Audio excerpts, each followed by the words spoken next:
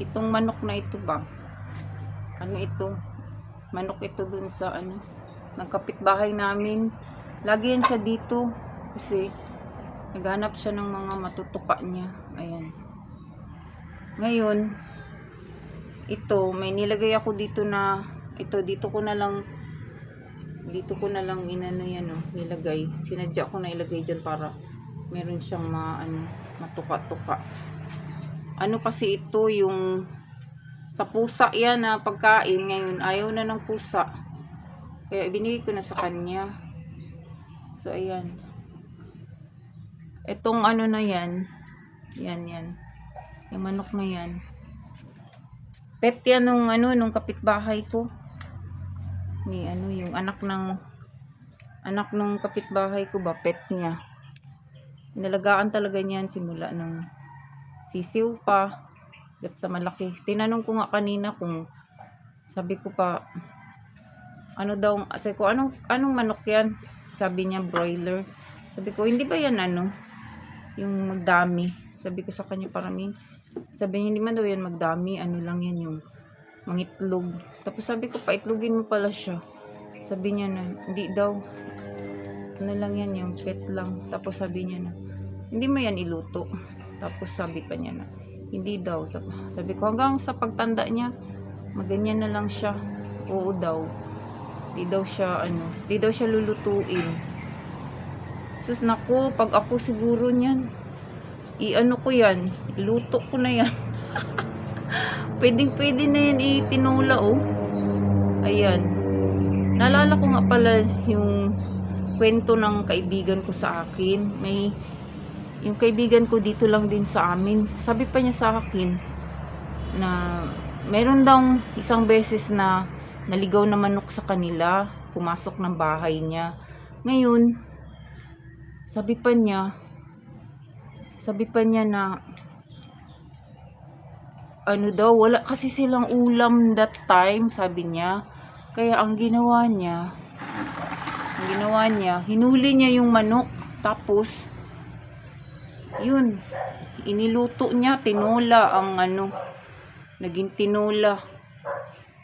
Ito yung pa to, sa apo ko pa ito na naliguan. Hinawa ko na lang siyang lalagyan ng tubig.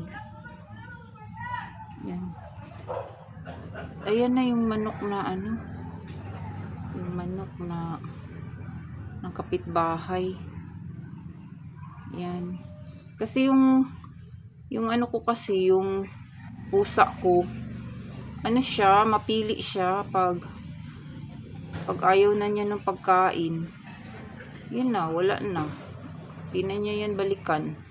Kaya lagi-lagi na kailangan bago yung yung pagkain niya. Yan. Kaya dito ko na lang nilalagay. Minsan doon ko binibigay sa sa kabila, sa aso ba.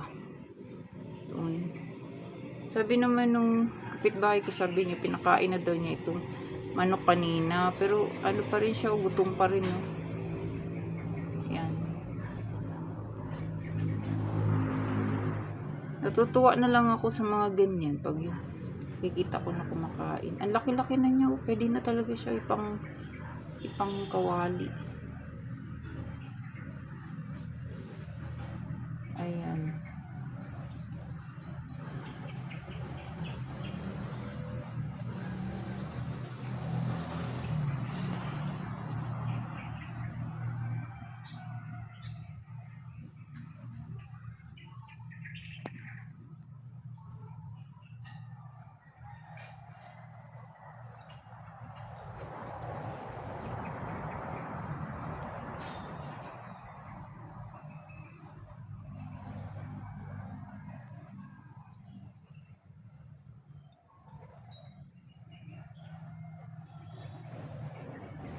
Shoutout nga pala dyan sa mga ka-team ko, sa Team Puso Family, kay Sis Relby Vlog, Jinsay TV, Gina Shoko, Ma'am Erlyn Cares, Sis Fabs Gen Vlog, Sheju Vlogger, Katabang Dave, at sa founder namin na si Sir Aldous TV, Shout out po sa inyo dyan.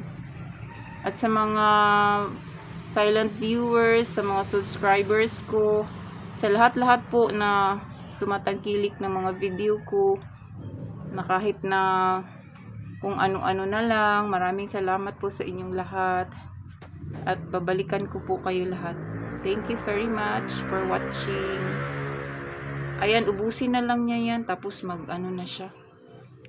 Mag-stop na yan mamaya. Bye-bye! Love you guys! Sana ay nasa mabuti kayong kalagayan lagi. Lalo na yung mga nandyan sa ibang bansa. Bye, bye, bye!